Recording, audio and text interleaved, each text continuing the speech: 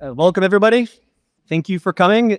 All the intrepid souls that are here in person and everybody else that's watching online. Thanks for coming to the Congressional Internet Caucus Academy's Tech Policy in 2026 second session preview. So what we're going to do today is try to see what's going to happen in the next session of Congress throughout the year and talk about what might move, what should move, what won't move, what are interesting dark horses to look at. This event, just a little bit of housekeeping. This event is hosted by the Congressional Internet Caucus Academy in conjunction with the Congressional Internet Caucus itself.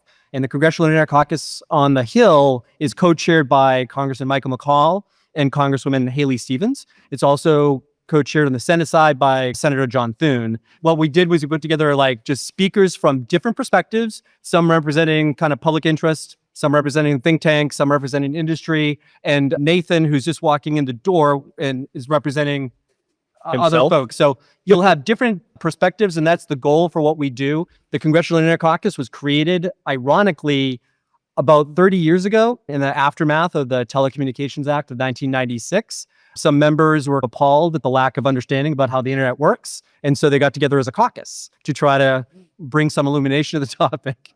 And so we keep going with it because these issues become so interesting and not well understood. So we just keep doing briefings up here. So that's the history of the project. The panelists that we put together going down the road here is Luke Hogg, who's the Director of Technology Policy for the Foundation for American Innovation, Amy Boss, Vice President of Government Affairs at NetChoice, Asad Ramzanali, who's Director of AI and Technology Policy at the Vanderbilt Policy Accelerator, and Nathan Leamer, who is the Executive Director of Build American AI.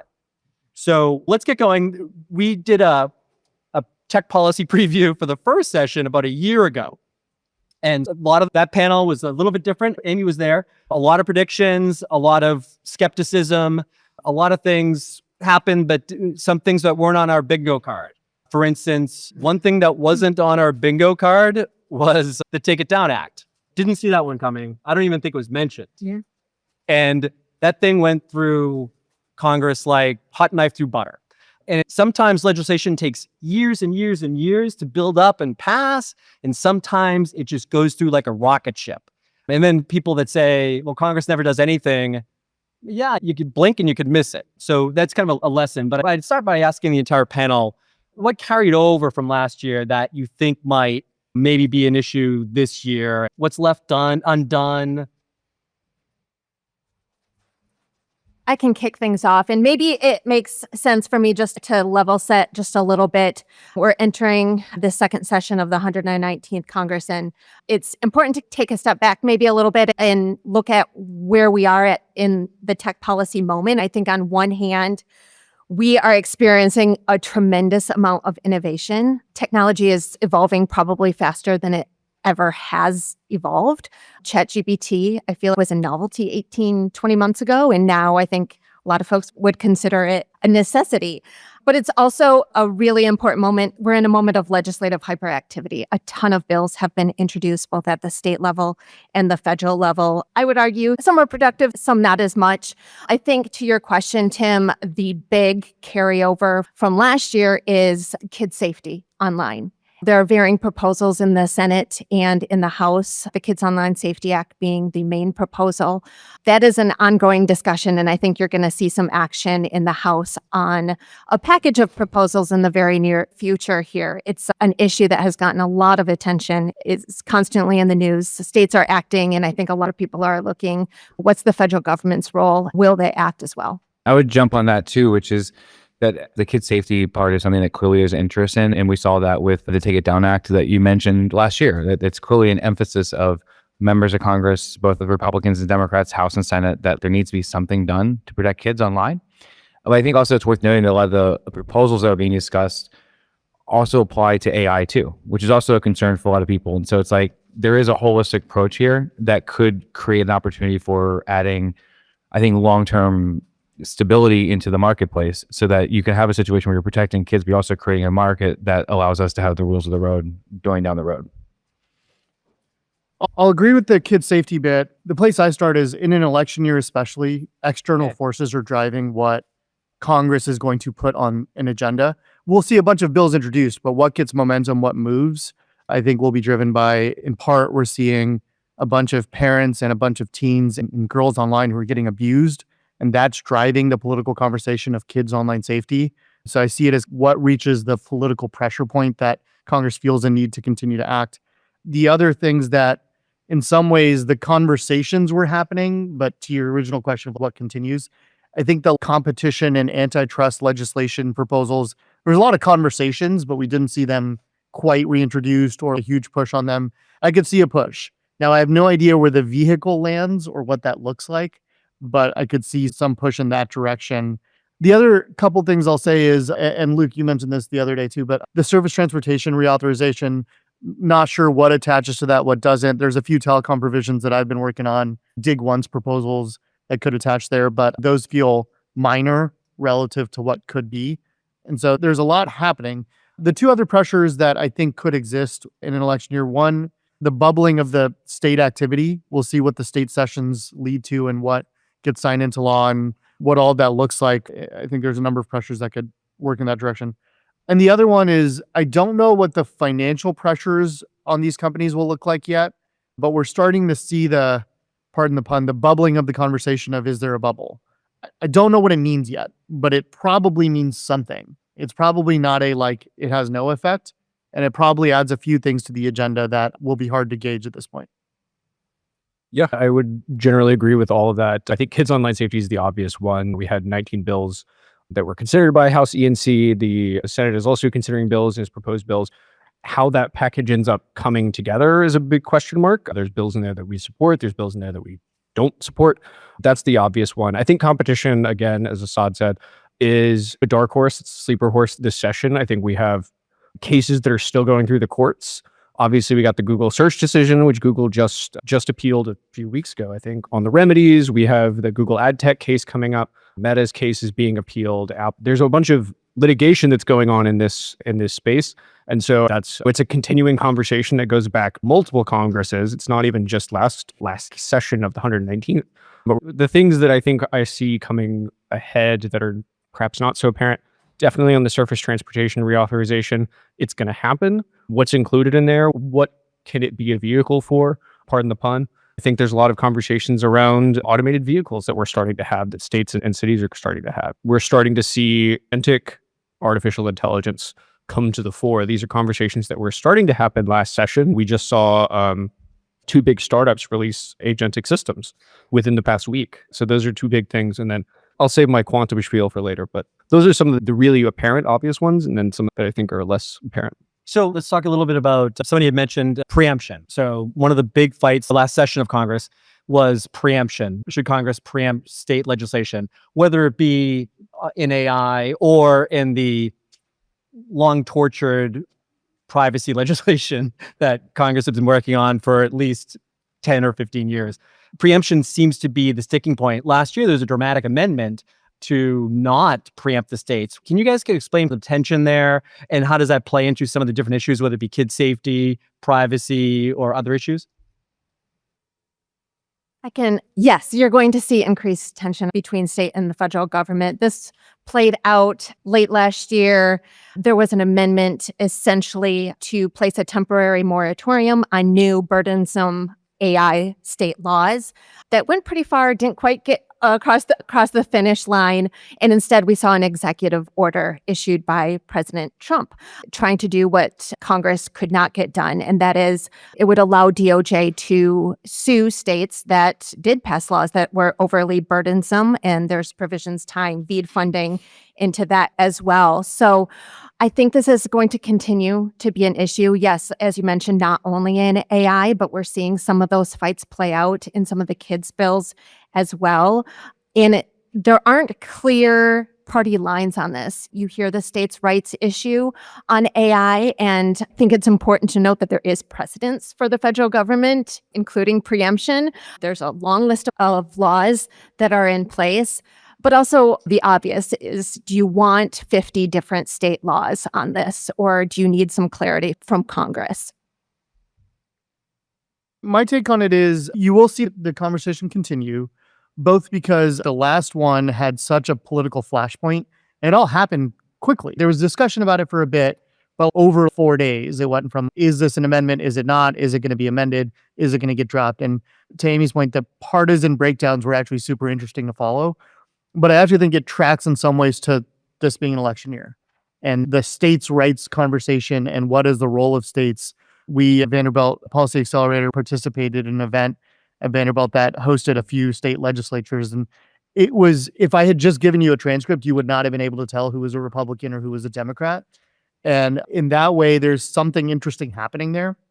The other thing I'll say is, I think also in the executive order that President Trump signed, there's some pushback that we're starting to see bubble on the BEAD non-deployment funds being used and the states feeling really worried about that in particular. And In BEAD being the broadband. thank you for saying that. The broadband program that was signed in the last administration, both administrations have held up in various capacities, and that money being tied to whether a state has, there's some views on what that executive order could exactly mean, but has gone far enough to not have state AI laws that conflict in some ways. So all of that creates a dynamic that if the states are worried, if the executive branch has said something states don't like, that creates an opportunity for Congress to act. But it's not clear to me that the politics align in a way that action moves. But it's probably like political, it's not going to be pretty, right? It's going to be a lot of clashing on what to do. And I would just say, to add to Asad's point on it's not going to be pretty, the two big lessons from the last time we had this conversation on preemption is, one, why was BEAD a part of the conversation at all? Well, BEAD was a part of the conversation because the preemption proposal was trying to go through reconciliation, had to pass the Byrd rule. And so it was actually very interesting to see that again pop up as part of the Trump administration's executive order. So one big question is whether or not, when we get around to legislating on this, does that remain part of the equation or not? I think that remains to be seen. The other big takeaway from last session was, and this to Asad's point, where it gets messy, is that it was essentially the preemption proposal was trying to preempt something with nothing. We can debate whether that's good or bad, but from brass tacks realpolitik, I think what we saw in the Senate was that we need something. You got to have something, and whether that's rules around privacy, whether that's rules around kids' online safety, whether that's rules around you name it, it'll be interesting to see how that conversation plays out again this Congress, and what is the something that we need to attach to preemption in terms of federal rules and regulations. Yeah, that's actually the part of the executive order on AI that I found most interesting at the end of the year, was that there was actually a call for potential legislative texts or proposals from the administration to kickstart a conversation. We've also seen members of Congress, particularly talking about draft legislation. There's legislation being proposed from members here in the House. I know in the Senate, there are others thinking about this too. And one thing that I've been encouraged by is I was willing to defend preemption. I'm willing to fight that battle. But to have a proactive framework and actually laying out what that looks like and what that entails, a roadmap, is really important. And that dynamic, and we're starting to see this from not just on Capitol Hill or from the White House, but we're starting to see others outside in various think tanks and other industry organizations and others, the kind of chattering class DC ecosystem. We're starting to see what a framework can look like. It's about mitigating real harms. It's about what rules of the road with transparency are good. Are there things from the states that have been proposed that might actually be good at a national level? And that's actually not a bad thing as well. Also, things that are naturally bipartisan. So again, whether that gets done today or not, I don't know. I'm sure Kalshi has very interesting odds, and I'll be playing those later. By the way, Kalshi is something we should probably talk about for this year. But for the larger point, it is interesting and encouraging to start to see what people are for. And I think that will allow us to have a conversation. Even Blackboard had a bill, a Trump AI bill, maybe not ones that accelerationists like, but it is a bill. There are ideas out there. And I think that that's going to kickstart a conversation that would be very helpful this year. So thank you for mentioning Kalshi. The last minute I realized I should have looked up the prediction markets on what they think. I do every day. I should have looked it up. I'm sorry about that. But you probably can go look it up and bet on what you think will pass. And this will inform your winnings, basically. All these people are going to help you pick Do we the right do one. like a conflict of interest statement now? Or Sorry about that. Let's just before on kid safety, let's just drill down that. COSA is left over. There's a few other bills that are out there. One thing that wasn't in this conversation last year at this time was AI companions. That's popped up. Where do you see the kids' online safety thing going? Does COSA, because it has some bipartisan support, become a vehicle that other things? How does that play out, do you think? Well, it's really hard to tell. There are very clear tragedies that have happened in the past year that I think are driving part of this conversation, or especially driving these conversations in the Senate. There have been children that have committed suicide, allegedly because of some of these things. And I think that is a strong driving force behind child safety advocates getting involved here. Also, on the other hand, it's worth noting and it's worth considering, how do we actually bifurcate what a character chatbot is? What does that actually mean? What does it look like? Sure, it's easy to point to certain applications like Character AI, which brands itself as a character chatbot. But one of the tensions that we're going to continue to see in conversations around kids' online safety, especially in areas where it's kids' online safety and artificial intelligence, is this dual two sides to the equation, right? At the same time as the Trump administration and Congress are considering legislation on artificial intelligence and kids' online safety, they're also promulgating regulations and executive orders around the use of artificial intelligence in schools. So it's like we are simultaneously trying to, and I think Congress and the administration can walk and chew gum here, but it's definitely an interesting tension that will continue to play out, and especially because it's such a general purpose technology, whether we're talking about the internet broadly or we're talking about artificial intelligence, you're always going to have these kind of tensions around positive use cases and negative use cases. And then the question then becomes, how do you bifurcate the two? And then how do you put that into policy in a way that actually makes sense? And it'd be remiss if I didn't mention that while we're sitting here having this conversation today, the Federal Trade Commission is having a workshop on this very question of age verification, on this question of kids' online safety with regards to internet platforms and with regards to artificial intelligence. And so it's an important piece of the equation to consider how, policy and legislation is one thing and then implementation is another. And so we were talking right before this about the Children's Online Privacy Protection Act, right? COPPA, right? Like the Federal Trade Commission is the one that implemented COPPA under the COPPA rule, and they recently changed the COPPA rule very significantly, I guess, a year and a half ago. So how do those tensions play out both within the legislature? So who's going to be the implementer? And then how do those tensions play out once the legislation actually gets to the implementation phase? We did get a little bit of field from COSA and child safety, but we can get back to some of those other issues. But I'd also point on the kids issue is, litigation's happening right now, which is different than with some of the social media conversations that kickstarted COSA, which is requiring companies and platforms actually react differently than other platforms have had to do, which I think is actually a productive thing. There's also, again, I'm looking at the House, and it's beyond COSA. There's 12 bills that they're considering, a lot related to protection on screens, around age verifications, et cetera. And I'm curious how that plays out into this overall conversation about protecting and creating guardrails to protect kids across platforms, both AI, LLMs, and chatbots, as well as social media platforms as well. So I think there's like a holistic conversation that I think is needed to have, and I think this is allowing that to take place. And if I can quickly jump in on just the kid safety front too, I think where we are now, there are numerous court cases and a number of decisions that have landed since we last spoke last year. NetChoice leading on a lot of that litigation. And courts have been clearly consistent in that regard, that age verification schemes are unconstitutional. And I think what you're seeing, especially in the House, you're hearing from the chairman and sub-chairman of those committees, and they're saying, hey, we need to think carefully here. You're hearing them say, if we pass a bill and it gets struck down, we're not protecting anyone. There's lots of really good intentions behind a lot of this legislation, but I think lawmakers are increasingly looking at what have the courts said on these issues, and we need to respect those boundaries. The other thing to watch here is, we talked about the Take It Down Act to start.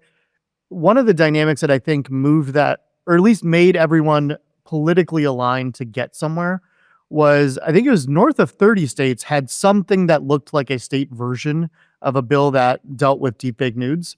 Companion bots are an issue that states are starting to grapple with too. So you're starting to see the kind of what could solutions look like. Some that have been held up, some that get stopped in the legislative process, some there's going to be lawsuits. But I think seeing that kind of diversity of approach and what shakes out as a good path forward, that I don't think that takes forever. I think that takes a couple months of watching what the debates look like in the states to see what's palatable. Luke mentioned that there's an age verification workshop going on right down the street at the Federal Trade Commission with all people talking about the feasibility of age verification systems, the constitutionality of age verification systems. we have seen those type of technologies for years and years and years. COPPA implements them to some degree, arguably. What's different since back in the day, and even since this last time we did this briefing, was the Paxton decision, the Supreme Court. Can someone just say quickly what the Paxton decision is and how does that play into what we might see on kid safety? Very briefly, the Paxton decision, the Supreme Court upheld a law that Texas passed requiring age verification. It's essentially requiring age verification for access to obscene material, pornography primarily. And the court essentially said that because there's this long history of obscene material being this special category for First Amendment, that this law was upheld. But also, interestingly, and Amy might have more context here on the most recent decision, a federal court also just recently issued an injunction on a different Texas law with regards to age verification. And so it's an interesting dynamic that's playing out in the courts right now about where you draw that line exactly when it comes to age verification. Yeah, I'll just add that I think it's clear. I mean, the Texas ruling was pretty narrow. We're talking about illegal content. And that's very different than I think some of the other lawsuits that we are seeing in regards to age verification for lawful content. Courts have been clear. Minors. We could spend all day on kid safety and all that Yes. stuff. So let's try to move on. Absolutely. Nathan mentioned it's a midterm coming up. So things get political and affordability seems to be an issue that's being talked about a lot. And there's questions about electrical rates and rates of electricity and how much energy. Like I can't hear any newscast without someone talking about AI and energy and data centers and energy. It doesn't help that we're like on the border of Virginia, which is like data center of the world. So how do the politics play out with regard to AI and data centers? And where is this going in Congress? Or is this just a state issue? I think it's largely a state and local issue. There is legislation senators introduced to put a moratorium on data centers. I don't think that bill is going anywhere. So yes, largely a fight that is playing out locally. It's a sleeper issue that has gained traction as well, and it's playing out in some elections. I don't know to what extent. From my perspective, I think there's a lot of myths about what data centers do and don't do that need to be cleared up, a lot of misunderstandings. Data centers can be built anywhere, and I think it's incumbent upon these companies to work with the local communities to make sure that they're welcome, that they're well-resourced. I don't see this federal government jumping in much other than we need the power, obviously, to run these data centers. So I would point out that all politics is local. And like data centers is a perfect example of that. Just rethinking our entire energy grid is important because it's a holistic national interest, but it plays out locally. And in the state, I went to Calvin College. Amy understands that because she's a rival Hope grad. That in our backyard where we both went to school, there's a huge fight where local residents who would generally be okay with a data center coming in their backyard are overreacting in many ways and taking action and jumping into community board meetings that they wouldn't normally be. And you have Republican governor candidates misunderstanding or misarticulating the conversation. I'm talking about Tom Leonard. He knows we're friends. I can call him out on it. But these people all over the place jumping on the data center fight in a way that I think is unproductive. First, I hear multiple podcasts and blogs where they describe data centers as, don't we already have enough? Doesn't big tech already have enough access to our data? Do they need to build more data centers to access more of our data? I'm like, no, that's fundamentally not what a data center is. That is a fundamental lack of understanding around a data center. And I think that's a huge part of it, is when you realize that actually a data center is a part of a larger energy ecosystem to make sure we actually have enough energy and infrastructure to power our cell phones, to access AI, yes, to play on Coinbase, to play video games, to Netflix, all that other things play into it to participate in the digital economy. And there's been a real problem where people have not communicated, both industry and policymakers have not communicated that unless we increase the supply of our energy, we will constantly increase the demand and we will not be able to meet that. And we'll have brownouts and blackouts down the road. And so there's been this fundamental misunderstanding of that. And I think that's a huge part of this conversation. Unless that's shared at a local level, we won't be able to move past that. All politics is local. I'll add, all politics is vibes, and the vibes aren't good. And so if you start from that perspective of, Tim, we were talking about the history of tech policy and how that's evolved, and how many times do you know tech policy issues where people in rural America are showing up and picketing? That's not a common thing that happens. And so this is one where I would not underestimate the energy. And I actually don't know if it's a local and state issue. That is where it has been. But it is also the kind of issue that is ripe for federal action. Because if you look at the water issue, in some ways, it's like, where do you put data centers nationally? Because it's a water supply kind of regional issue. And so there's a lot of questions in my mind on like how this plays out. Telecom is a good example of where you do have regulation at the federal, state, and local level. And it's a complicated mix. And I'm not saying that's the example we should follow, but that is one where you get a mix of things. And the data center mix is hard to predict how it'll land. I'll put a plug in. It's not a paper that I wrote, but our center published by Matthew McHale and Hannah Wiseman about 9 things that state and federal policymakers can do about the energy impact, both reliability and affordability. I've put out a paper on cloud computing. So a data center is a place. Cloud computing is generally what's happening inside that place. And my thought is the monopolization of cloud computing, the competition effects actually have a role in all of that. The other thing I'll say that is a little bit of a sleeper issue. We've heard a lot about the energy impacts. We're starting to see more and more discussion about the state subsidies for construction. A lot of friends in Virginia government have been telling me quietly, they won't say this publicly, that they regret the number of subsidies that they've put forth, not because they're against data centers, but because the economics haven't worked out the way they exactly saw it working out. Wisconsin, there's been some fights on this. So it's an interesting thing to see tax subsidy policy at the state level come up in ways that I would not expect that wonky of an issue to play out. And I'll be very brief here. The vibes over on this side of the table are pretty good. The one thing that is percolating at the federal government is permitting reform. There has been a lot of conversations around permitting reform. There's legislation, there's packages that are coming together. The SPEED Act. This is upstream from the energy question because it doesn't just impact energy projects. It impacts how we build everything. But it'll definitely be an interesting place to watch. And there's definitely room for federal action and federal movement in this session.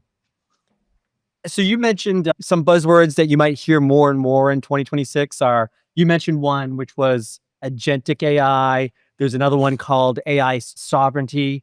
A lot of times in tech policy, at least in my career, if you wanted to say we need this because why do we need it so badly is because if we don't, China's going to get it. So it's China. Talk a little bit about what AI sovereignty means. What does it mean for like chips policy? What does it mean for AI policy? And how do we win the race against what is always the main competitor, which is China? And how does that play into the politics up here? I'm happy to start it. One way to think about the US-China AI arms race, which I have some qualms with that framing and what we should actually desire, but let me put out what I think is what's happening.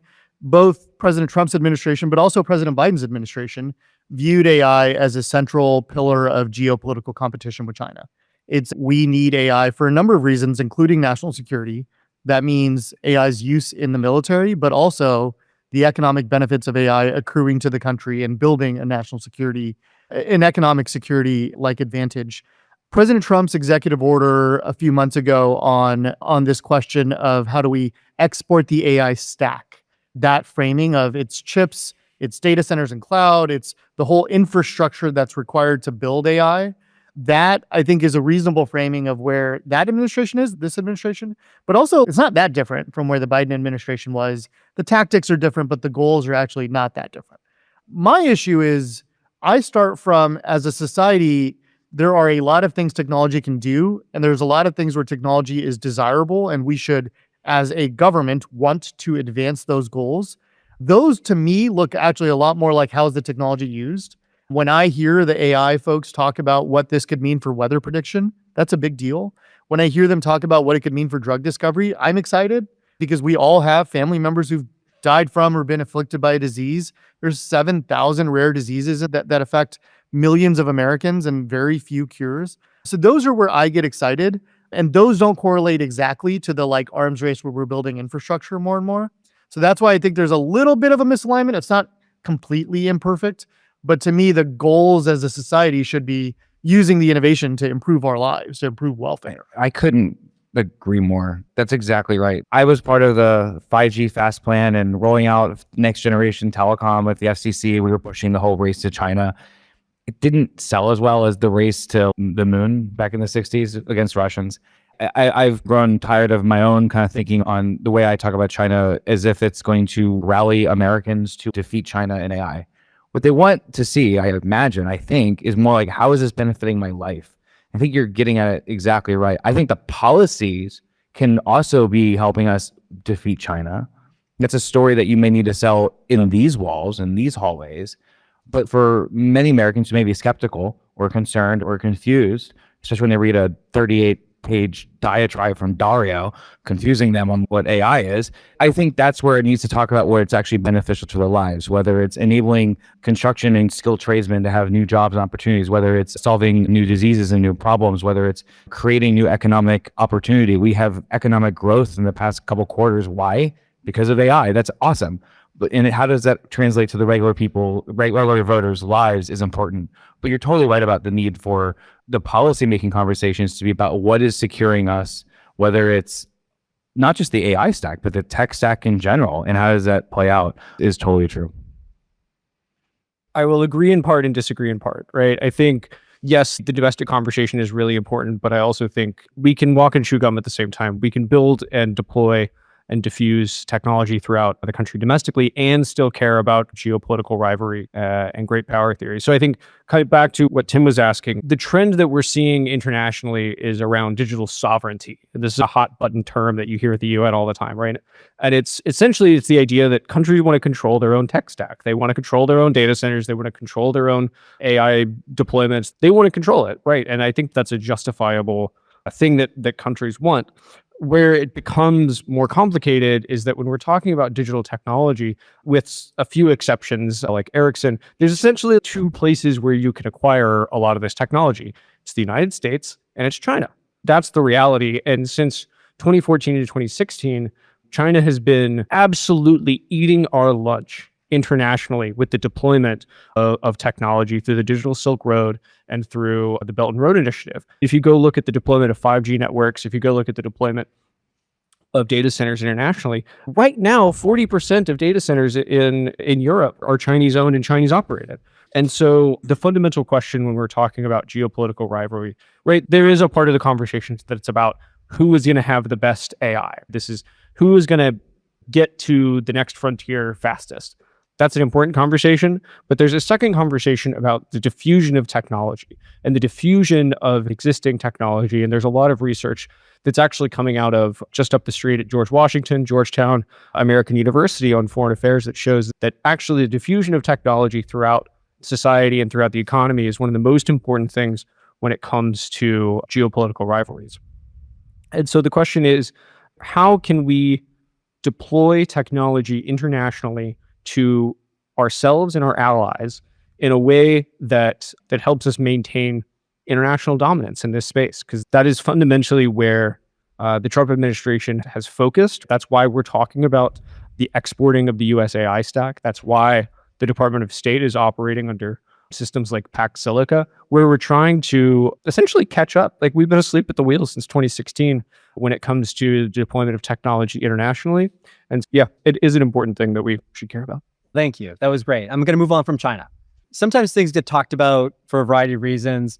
It just so happens in a couple of weeks, we have an anniversary coming up. It's been 30 years since the passage of the Telecom Act of 1996. Probably no legislative assistant on the Hill was born at that time, so it's not something that anybody remembers that's up here. But the Telecom Act of 1996 is a massive piece of legislation, and you'll probably hear it being talked about in a couple of different ways. One is it included this really small provision called Section 230, which was a limited liability shield for internet platforms, interactive computer services, for the content that their users post. And you might see a lot of discussion about that this year because the anniversary is coming up literally 2 weeks from now, February 8th. We're not going to have a birthday cake or anything, but the anniversary is coming up and you hear a lot about it. The other thing is that the main piece of that legislation was to overhaul and put together an entirely new communications framework for telecommunications. We talk about a lot of the stuff that we see on this device. We rarely talk about how we get stuff on this device, whether it be spectrum that's going over from the house public Wi-Fi here, or the ultra broadband that's being used, cable companies, modems, satellite modems, whatever. And you'll probably talk about those two things in the context of the 30th anniversary. Nathan, people talking about maybe it's time to update the Telecom Act of 1996 when it comes to telecom and how we get better internet and broadband? Yeah, the first thing to note about what happened in 1996 is that legislation, particularly around telecom, allowed the United States to take the lead to basically set the standards, basically pioneer the app economy and the digital economy, was because of the rules in the road that allowed the proliferation of high-speed internet access around the country. And I think there's a lot of good there. One of the things that I pay attention to in that conversation on communications is, yes, it's so important to think about the billions of dollars investment and licensed spectrum and all that. But the bigger part of it for me is actually telling the story of those men and women who are on the front lines of that deployment. I spent a lot of my time talking with and engaging in those projects with people who are actually building our networks. And there's so much, I wouldn't say the Communications Act specifically, but there's a lot of like red tape and regulations when it comes to permitting. You mentioned dig once and other hindrances to the ability of those people to deploy, to build. And so I think one of the things that I would like to see going forward in communications is what are we doing to enable those, whether it's in AI, whether it's in energy, whether it's telecom, to be able to be on the front lines and to build out the networks. I've tried to drag Luke. I bring hair staffers to climb towers to learn what it's like to actually build the infrastructure. It's incredible what those men and women are doing. When you climb up 1,500 feet in the air, Luke didn't hit it like 100. But if you take 1,500 feet in the air, 2,000 feet in the air, like those men and women are out there all year round. In this sleet, in this snow that we had last week, they'll be out there in the summer. And what are we doing, not just thinking about the long-term, larger kind of macroeconomics of it, but also what are the rules of the road to ensure that those people are able to actually build and deploy? What are we doing on the workforce training side? What are we doing on that? I'm not interested in like rewriting the Comms Act right now, especially on telecom. I love what Brendan Carr is doing. Keep it up, my man. But what I'd like to see is more concerted effort to talk about how it fits into the overall reindustrialization of our country. Luke, you mentioned agentic AI. And we talked about must-pass legislation. You mentioned the Surface Transportation Act. Can you just quickly say, what does that buzz term mean, agentic AI? I think of it as, and you can correct me, I think of it as like, we're in this really amazing period where machines are doing things for us, and they're making decisions, and they're actuating things on their own, but our direction, but they're acting on their own. One of the big ones being, in my view, is self-driving autonomous vehicles. I can look out the window and see a Waymo driving by right now. And actually I can't, but I don't know what they're doing in the snow, but that's a different question. What happens when these agents inadvertently harm somebody or create a tort? What is the liability scheme there? And I'm not quite sure. That's how I see agentic. Is that right? Or did I get that right? Yeah. And how does that play into what they're doing up here?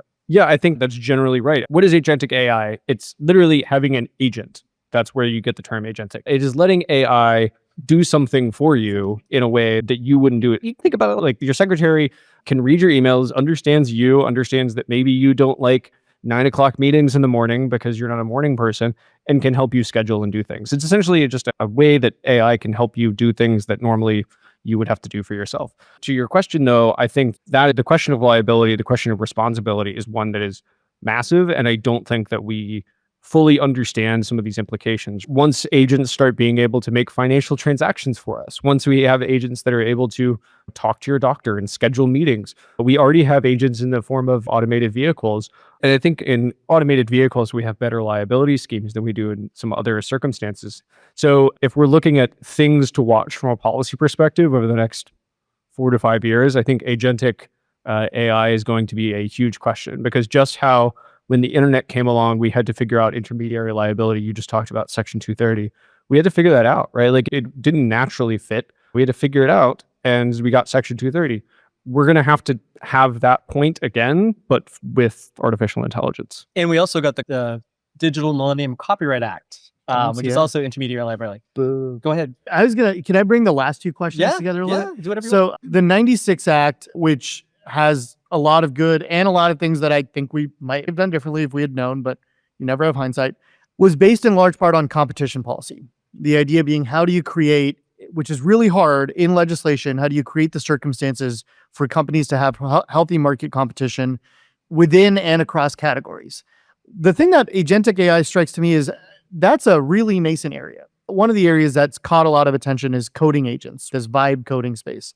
Has anyone here tried that? Have you guys played with vibe coding at all? Okay, just the nerds up here. One of the things I think about is when you think about AI as a technological stack, the different parts of the stack, how healthy each layer is, influences the innovation that happens on top of it.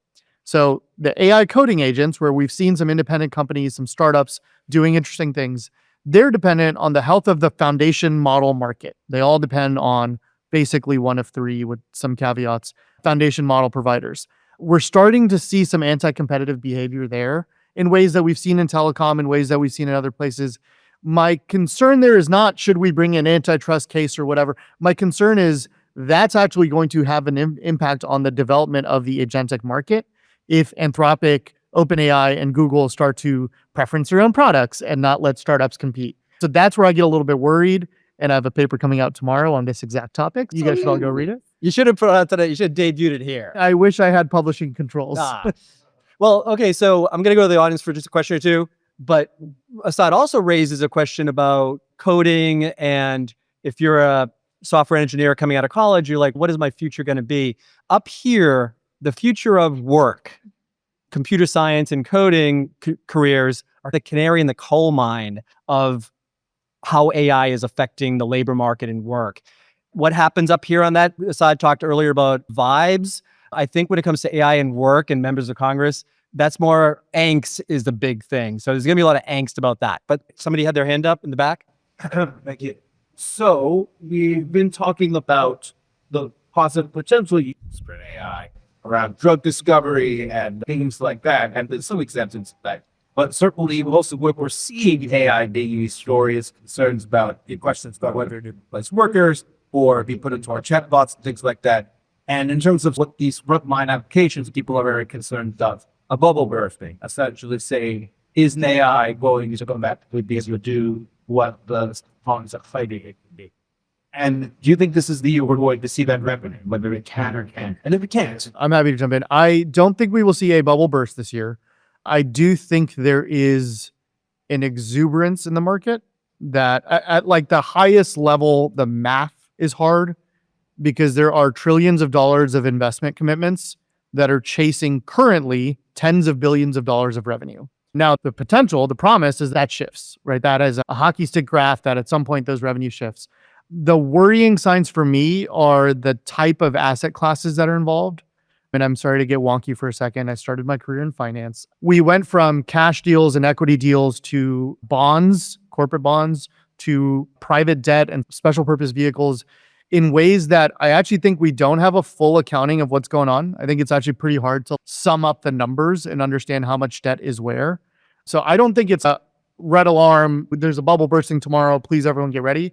But if there's something happening, everyone pay attention. Let's not get caught off guard. That's where my mind is. I'm not one of the experts in the panel. I'm just the dumb moderator. But let me jump in a little bit. When you're talking about a bubble, you're talking about a financial bubble. And not to be confused with a bubble like AI isn't really a thing. I think everybody agrees that AI is a thing. The financial bubble is agnostic of the power of the technology. Exactly. Right? AI may or may not be a thing. Those two questions could influence each other in ways, right? The more powerful AI seems, the more money pours in, the more. But I think those are happening on different tracks. Yes. The reason I say that is because in the .com crash in like the early 2000s, internet policy was very nascent, and the Congressional Caucus was up here saying the internet's really important. And members of Congress are like, no, it's not. It's like a bunch of geeks in front of their laptops. And people were saying, no, it's going to be really important. And when the .com crash happened, a lot of members were on record as saying, I told you it was just a joke. And the reality was that it was a financial crash, but everything just kept going up with regard to internet innovation. So I don't know if you were talking about financial bubble. I think you also hit at something that I thought was beyond that I think is actually really essential to discuss, which is that for a lot of people, they don't see the benefits or they don't understand how it can transform their lives in positive ways. Or they don't feel they have the literacy to participate with these apps or leverage them in ways beyond AI slop on X. I don't know if that's what you were getting at, but to me, one of the things that I find so important what you're getting at is there needs to be, I think, an effort I don't know, public-private partnership or what, to treat AI like we treated the build out of electricity 100 years ago, to explain to people in the 1920s to raise education awareness of how they can leverage electricity for their own benefit. In West Texas, it was seen as like the demons coming in from the outside with the wires of electricity. My Amish neighbors in Pennsylvania feel the same way now. How do we communicate that message through education? How do you create the next workforce so they can leverage that? That, I think, is a really important point, in that every year that we're pushing that can down the road and not enabling kind of more voters and more consumers be part of that conversation, the harder it is to sell that it's going to be a benefit to them. I know you have some other questions, but I'm happy to talk more later. I know we spent a lot of time in this discussion talking about health safety, and there's a lot of questions around forming that law or sunsetting it to make social media companies liable for what's on the platforms. So I'd like to hear from all of you about when you think about the law, if it should be reformed, if you expect to see anything happen. I know Senators Graham and Durbin have a bill in the Senate about sunsetting it. I don't see a repeal or sunset happening. You may see more smaller targeted reforms, but there's an argument to be made that Section 230 is more important than ever. There's more user-generated content than ever before. And I think without it, what you would see on the internet would look very, very different. So I see Section 230, that debate heating up. It often pops up from both Republicans and Democrats. Republicans upset over censorship, Democrats upset over content not being taken down. I don't see them coming to an agreement and saying, hey, we need to repeal and sunset. I don't know if others agree. One of the point on that, I've always wrestled with this too, because I've had criticisms of Section 230. Everyone who's read my Twitter knows that. But like, the question I always have is, what's the alternative look like? And I don't know that anyone who is proposing that legislation has explained what the economic or the free speech impact would be. And how do you mitigate that? I think that's the challenge. So in Kalshi, I'm not advising you put an investment that it's going to happen this year, a repeal of Section 230 or sunset of 230, but I think that's a big reason why. I don't know that they've articulated an explanation of what it would look like without it. In the context of things we didn't see coming, like how does AI affect Section 230? Does Section 230 apply to AI content? And could that be a wrinkle this year we didn't see coming? That sounds like something State of the Net will have to discuss in long-term conversation. There's so many issues. We had to do a massive conference down the street to cover them on. And we haven't talked about copyright and AI. That issue, probably this year, correct me if I'm wrong, there's a lot of cases working their way through the courts, a lot of settlements, a lot of business deals happening.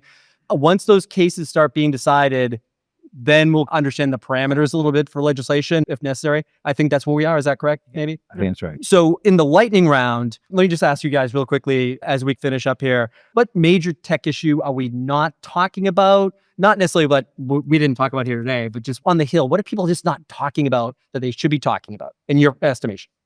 Real quick. And if you have no opinion, that's great. You already brought up copyright and AI, which is a big one for us. I think the other one is quantum technology, quantum computing. The National Quantum Initiative is due for reauthorization. It will hopefully happen this session of Congress. That'll be the National Quantum Initiative Act 2. And there's a lot of excitement about that, about how we can learn from NQR1, what we can take those lessons and how we can deploy them. And I think this is a big bipartisan or nonpartisan win-win for basic science and also for the administration's goals. And if we pass quantum, then the crypto situation is going to get really dicey. NIST is working on it. NIST has fixed that. So one thing I am interested in, I think is going to happen, is a discussion about the future of media. The FCC broadcast rules do not make sense for the fact that most Americans do not use broadcast TV. It's like 50-50, but it's a slowing market. So we thinking, like, is the FCC, should they be expanded to MVNOs? Should there be a different framework for that? I'm actually very curious about that. I think everyone saw wherever you download like 16 different apps to watch football. That's not how it used to be. And a lot of people feel like it should be that way. And I think that's going to play out as we see the more balkanization of our streaming. I think you're going to see an urge from policymakers and Capitol Hill, but also in the regulatory agencies to rethink that. And that's one that's going to get huge. I think the privacy conversation that's ebbed and flowed in the last however many years you want to talk about, I think the shift that we'll see is with a lot of the chatbot companies moving to advertising. There's going to be a lot of conversation around, wait, you're using what data to inform what thing? And I think you're starting to see some of that conversation also happening with the CBP and ICE arrests, and a lot of people saying, wait, what databases are used in what way? And there's a bill called the Fourth Amendment is Not for Sale Act that deals with the government purchase of that kind of data. But those conversations I see aren't super active right now, but could hit kind of a fever pitch.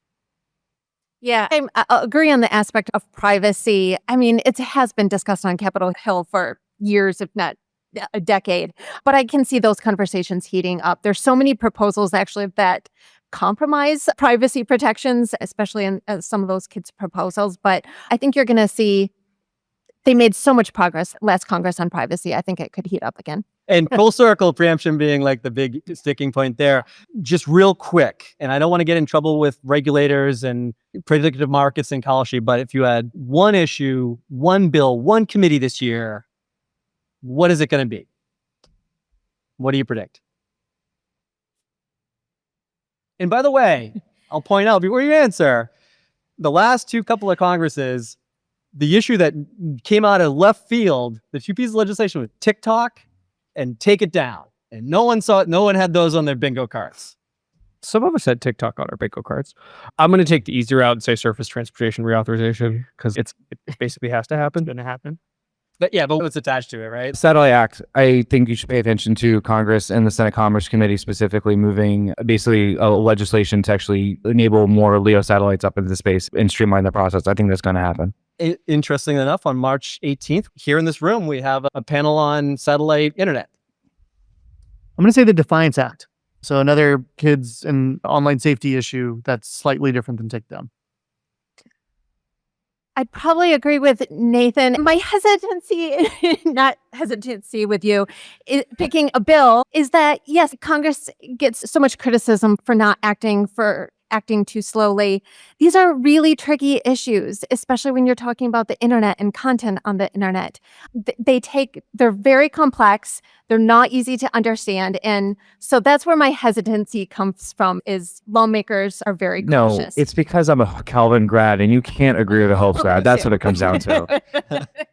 They are really complicated. And that's why this program exists. Like every month, pretty much every month, we will do a briefing in this room on a different topic. Next one is satellite. We'll probably do one on video streaming. We'll probably do one when some of the cases drop on copyright and AI. And that's the purpose of this program. So keep on the list and come and join us. And thank you for illuminating. We didn't get to everything, but this is a really great overview. Thank you, everybody, for sharing your expertise. And thanks for the people in the room that braved the vast tundra to get out here. Great job. Excellent. Thank you. And thank you, Tim.